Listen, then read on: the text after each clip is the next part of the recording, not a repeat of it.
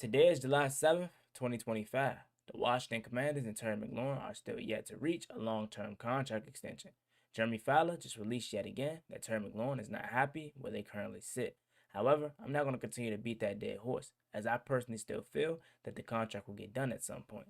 I want to pivot and talk about another Washington Commanders player that is looking for a contract but may not be so lucky. Let's talk about it. The way that we live is not for everybody. Nah, that ain't it, y'all. How do you think the rest of Jaden Daniels' career is going to go? If we're, 6, 7 games into Jaden Daniels' career, and he's already milking injuries? Stop saying my name, you dick riding bastard. I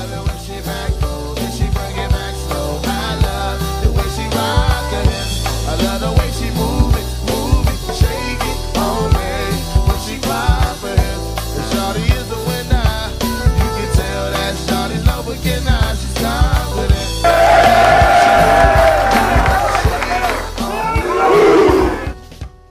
YouTube, what's going on? It's Juan Gotti here. We have the Washington Commanders video, and in today's video we're going to be pivoting to yet another Washington Commanders player that has an expiring contract at the end of this upcoming season and could be looking for a big payday, but the Washington Commanders may not be so willing to give it to him. So without further ado, let's get straight into today's video. Before we do, make sure you guys go down below, leave a like on this video, subscribe to the channel if you are new, turn on post notifications so you get notified when I upload new videos like this to the channel. We're on the road to 11,000 subscribers, so we really appreciate if you can reach that goal as soon as possible. Also, subscribe to 4th and 1 as the second video on that channel is now out, and I really think you guys are going to enjoy it. So please give it a chance. Link down below in the description. Thank you in advance. Let's get to today's video. Now, I came across an article by Rigo's Rags titled "Brian Robinson is set for a payday that the Commanders likely won't match." And it was interesting to look at that because this section of the fan base is very split.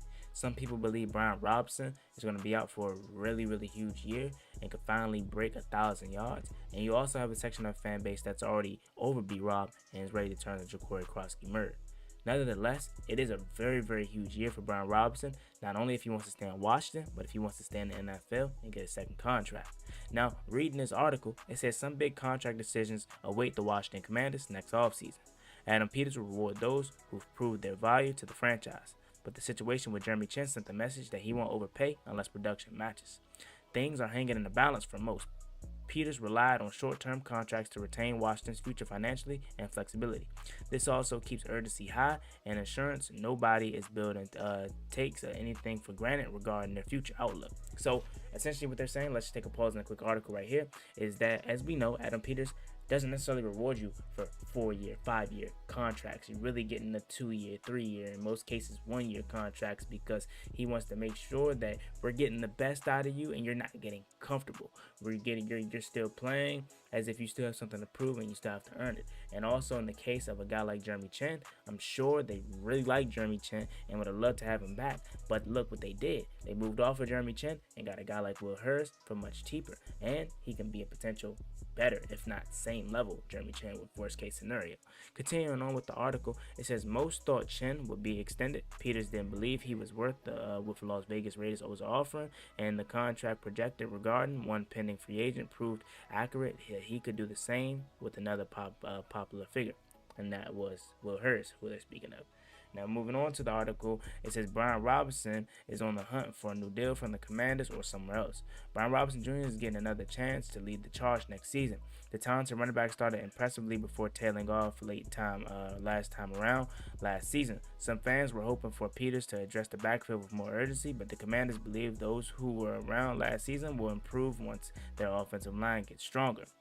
And that's one thing that I made sure I, constantly said about Brian Robinson is he starts the season off very well, and we all know that. That's why I said, and I always will continue to say, I still to this day believe we lost that game to the Baltimore Ravens because we did not have Brian Robinson. Had we had Brian Robinson and had some type of balance and physical and toughness added to that offense aside of the ball, I really feel like we would have been able to stretch the Ravens defense out, but him missing that game kind of put a hindrance on our offense and kind of made us one-dimensional. If it wasn't Jaden Daniels with his legs, it was really nobody else getting it done. But as we always seen for the last 3 years since he came into the league, is if once Brian Robinson gets the wear and tear, and once it gets to week 10, week 11, week 12, he's banged up, man, and he's not really any good afterwards. That's why it's pretty tough to say he can be, 1,000 yard, one of these top backs in the league, because a lot of these other backs that suffer the same, injuries or, same, bruises and bantered up, they're finding ways to still be successful. And it's like, it's something that it's always something with Brian Robinson, whether it's a knee, it's a hamstring. Remember, I believe he missed a couple games last year, and I think it was the Giants game was one of them. I think he missed late in the year because he couldn't get his hamstring right. They had to warm him up, pregame warm-ups and, walkthroughs, and he just couldn't get right. So it's not the talent for Brian Robinson, but it's about, can he be healthy and sustainable for 17 games? And that's the biggest reason why I feel like adding a guy like Ja'Cory Krosky-Murr, or just even addressing the running back room in general, would be great for Brian Robinson's success, because we know he's talented, we know he can get it done, but he cannot be a guy that's getting 25-30 carries a game and you expect him to be out there for 17 weeks giving you his best. That's why I always point to Detroit. I'm telling you all, Detroit is the model for how to run a running back room. David Montgomery, Jahmyr Gibbs, now I get it. Jahmyr Gibbs don't just grow on trees, and I'm not telling you we got a Jahmyr Gibbs. I'm not telling you that at all. But what I am telling you is that a true running back system is so good, and it's, for us especially, it's really gonna be a 3 running back system, because it's Austin Eckler and it's Brian Robinson. And if Bill chips in for his rookie year and he's anything that we think he can be, man, that's gonna be outstanding for B-Rob. But continuing on with the article, they also mentioned that the offensive line has got stronger, so they're giving Brian Robinson another chance to prove, all right, we believe in you. And truth be told, let's just call it what it is, I have high expectations for Bill, a lot of you all as well, but he was a 7th round pick, so let's put it into his proper perspective. Technically, Adam Peters did not address the running back room with any sense of urgency. That's why we only got Bill in the 7th round.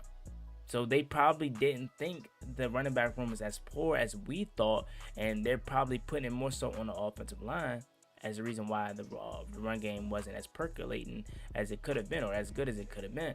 So needless to say, Brian Robinson is getting a final chance to prove that he's running back 1. So at least all I know is going into the season next year, or training camp in a few weeks, he'll be the starter. I cannot guarantee that that's the case after week 8. But continuing on with the article, it says the represents a huge confidence boost for Robinson, especially considering he's yet to eclipse 800 yards in any 3 of his seasons so far. But make no mistake, the pressure is on to make significant strides in the final year of his rookie deal. Robinson is on the hunt for a new contract next spring. The only way to get that is by cementing his stature as an integral part of the team's plans.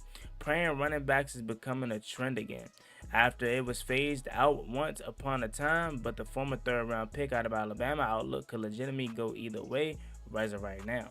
And I made that clear as well. Like, remember, for years now, we've always said we can get a running back in the 3rd, 4th round. We don't need to make that a priority. But Saquon Barkley, Jahmyr Gibbs, Bijan Robinson, Josh Jacobs, all these guys last season that went absolutely ham, made the running back room, running back position, valuable and important again. So that's why it's kind of interesting for Brian Robinson's situation, because on one hand, you can easily say we can easily find another Brian Robinson, but on the other hand, if he goes out and finally eclipses 800 rushing yards for the first time in his career, and I say 1,000 if that's that's where he wants to be at, of course, then it makes it interesting and makes it say, like, do you want to get rid of Brian Robinson? How much would he actually cost you? And considering the fact that we don't really have that many important pieces that are on expiring contracts in 2025, could it allow Washington to be kind of sympathetic or kind of be more willing to bring back Brian Robinson? Because again, he may not cost as much as we think. And also, you look at the expiring contracts, I'm not talking about guys that want extensions like a Laramie Tunsil, right? I'm talking about true 1-year contract, Zach Ertz and Bobby Wagner, and I believe Deebo Samuel's up there as well. Like, we have guys that can do with contract extensions, but they're not big, huge names that you like, oh, if we lose this guy, we may truly be in trouble. So that may allow Washington to be like, okay, B-Rob, we typically probably wouldn't have brought you back had we had a super deep free agent class in terms of retaining our own. But it's not that many guys. You're kind of the second most important guy in terms of notoriety, outside of obviously Debo Samuel and Bobby Wagner, Zach Ertz are notable guys, but they're much older, and who knows if they're even going to be back next year, depending on how successful we are this upcoming year, right? So they could be like, hey, we'll take care of you as long as you give us 800 to 1,000 yards this year. And I'm really excited to see what B-Rob does in his final year, because I always try to make the point. I always keep it real when it comes to Brian Robinson.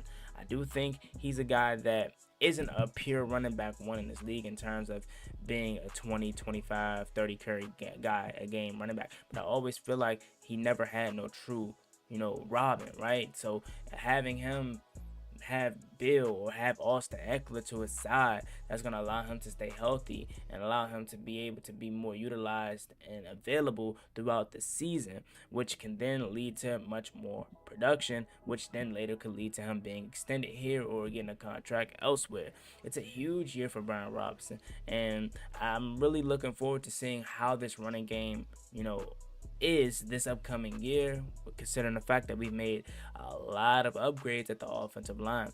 Truth be told, there's no excuses for Brian Robinson. Hell, it's not even no excuses for Austin Eckler at this point, because we got the offensive line upgrading. Now it's you. It's up to you. Can you hold on to the ball, B-Rob? Is your vision much better? Are you much more elusive? Can you hit that jump back cut? Can you see that lane slightly opening up by the left guard and left tackle that you can cut back to and burst through the hole? Are you able to break away through the second and third level? We'll see what Brian Robinson has in store for us, but he is set for a payday that going into this year, I don't think Washington is willing to pay at this point, and especially I think it considers heavily on how good Bill is. If Ja'Cory Krosky-Merritt comes in and he is outstanding how we think he can be and how they view him, then I do think it kisses Brian Robinson goodbye, truthfully. But if Bill comes in and he's a typical rookie, nothing penalizing him because he's a 7-round rookie at that point. It's not really set in stone that he's expected to come in and do much. But if he comes in and kind of struggles, and B-Rob is the guy that's really carrying the load, him and Austin Eckler, then maybe it allows him to get a contract extension here.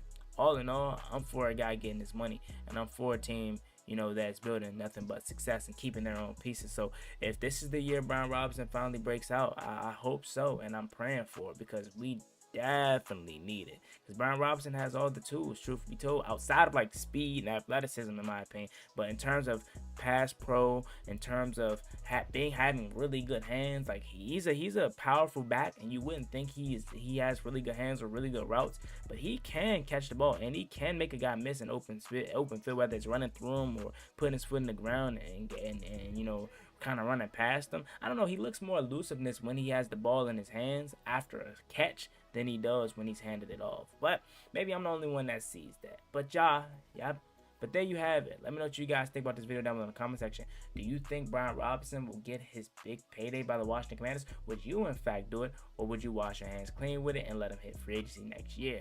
That being said, as always, me and boy Juan Gotti. Make sure you like, comment, subscribe. Help us from Washington Commanders. We're on the road to 11,000 subscribers, so I'd be greatly appreciate if you can reach that goal as soon as possible. Thank you so much. You have a blessed one. Stay safe. Be easy out there. Never gave up, ballin' like I'm Deshaun, throw the bomb, G. That's IG, my jersey never seen a laundry.